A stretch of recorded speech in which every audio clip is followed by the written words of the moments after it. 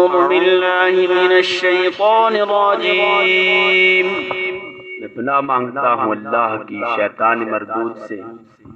بسم اللہ الرحمن الرحیم شروع اللہ کے نام سے جو بڑا مہربان نہایت رحم کرنے والا ہے۔ یا ایھا الذین آمنوا لا تقولوا راعنا وقولوا انظرنا واسمعوا وللکافرین عذاب علیم۔ اے ایمان والو، تم نبی صلی اللہ علیہ وسلم کو راعنا نہ کہا کرو بلکہ انظرنا کہو، یعنی ہماری طرف دیکھیے اور سنتے رہا کرو، اور کافروں کے لیے دردناک عذاب ہے۔ ما يود الذين كفروا من أهل الكتاب ولا المشركين أن ينزل عليكم من خير من ربكم والله يختص برحمته من يشاء والله ذو الفضل العظيم۔ نہ تو اہل کتاب کے کافر اور نہ مشرک چاہتے ہیں کہ تم پر تمہارے رب کی طرف سے کوئی بلائی نازل ہو۔ اللہ تعالی جسے چاہے اپنی رحمت خصوصیت سے عطا فرمائے۔ اللہ تعالی بڑے فضل والا ہے۔ ما ننسخ من آية أو ننسها نأت بخير منها أو مثلها ألم تعلم أن الله على كل شيء قدير۔ جس آیت کو ہم منسوخ کر دیں یا بلا دیں اس سے بہتر یا اس جیسی اور لاتے ہیں۔ کیا تو نہیں جانتا کہ اللہ تعالی ہر چیز پر قادر ہے؟ ألم تعلم أن الله له ملك السماوات والأرض وما لكم من دون الله من ولي ولا نصير۔ کیا تجھے علم نہیں کہ زمین و آسماں کا بادشاہ اللہ ہی کے لیے ہے؟ اللہ کے سوا تمہارا کوئی ولی اور مددگار نہیں۔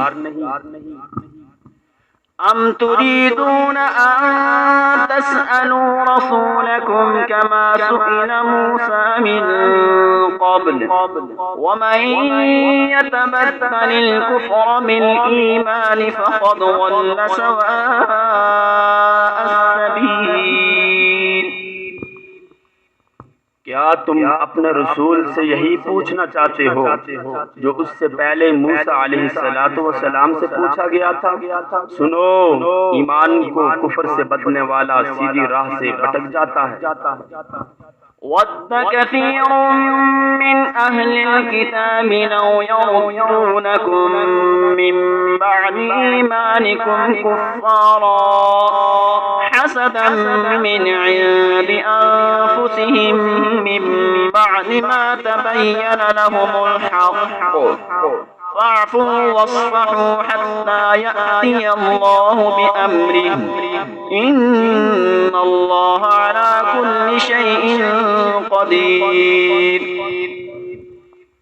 ان اہل کتاب کے اکثر لوگ باوجود حق واضح ہو جانے کے محض حسد اور بغض کی بنا پر تمہیں بھی ایمان سے ہٹا دینا چاہتے ہیں۔